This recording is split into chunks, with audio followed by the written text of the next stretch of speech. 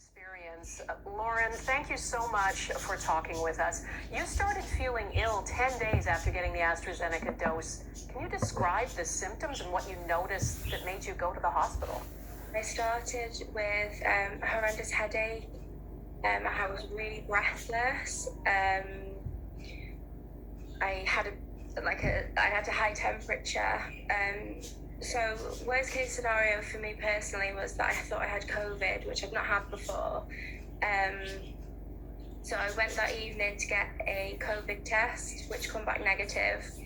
And that evening I noticed that I had a horrendous pain in my left leg, like in my calf. The ambulance came out, they took all like my observations, so like my blood pressure, temperature, things like that, and everything was normal. They were just a bit concerned with how breathless I was and the pain in my leg. So I arrived at the A&E department, and I was immediately put into like an isolation room. So now you're in the hospital. You know you don't have COVID, but you don't know what you have. Had you made any link to the vaccine at this point?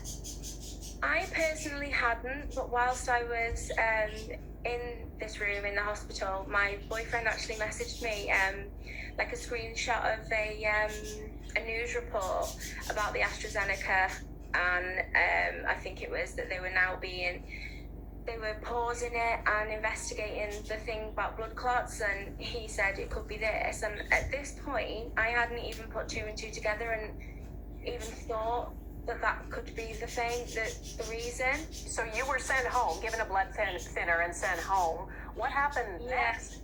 I got a phone call on the Wednesday morning to go back to the hospital for a CT scan on my lungs.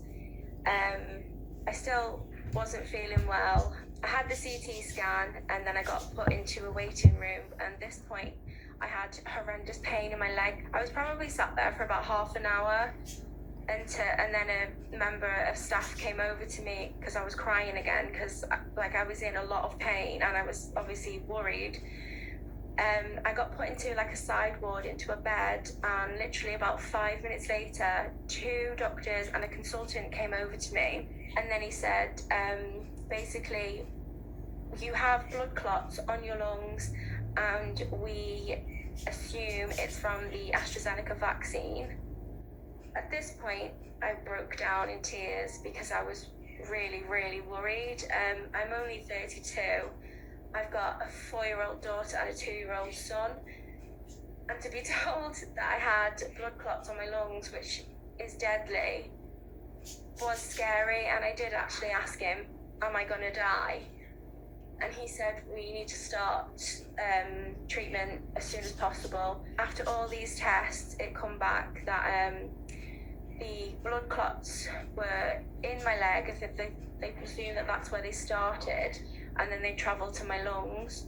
Luckily, there was no blood clots on my brain. You're still waiting to find out if it's officially related to the vaccine, but the doctors who you have seen so far certainly suspect that.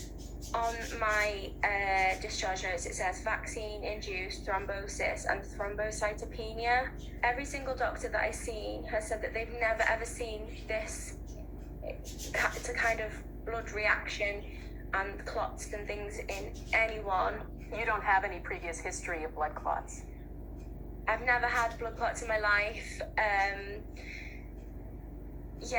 But now I've been told that obviously I have these blood clots. I'm now severely anemic. I'm vitamin D deficient. I had severely low blood platelets. So let me go back to when you had the vaccine, Lauren. Did you have any hesitancy before you took the AstraZeneca vaccine? Honestly, no. There was a time when I was in hospital. On the Thursday, I woke up with a horrendous headache. I was in so much pain. I actually I sent a text message to my family and my boyfriend saying that I don't know if I'm going to wake up because I'm in that much pain. And the nurses were trying to say to me, basically, you've had all your tests on your head, there's no blood clot on your brain. But I said, well, that doesn't mean to say that no blood clots can now. A blood clot could still travel to my brain. Yeah, that was the one point when I really honestly thought that I wasn't going to wake up.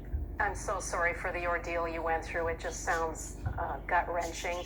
Lauren, what do you tell your friends and family now who are still waiting to be vaccinated? I honestly don't think that they should be given the AstraZeneca vaccine out due to the fact that there's even been one death of blood clots. So it just worries me that any other person that could have the vaccine could become ill, think, oh, it's COVID, they either get a test or they don't, and just maybe isolate, not get proper medical help, and possibly die, because I didn't know the symptoms that I had meant I had a blood clot at all.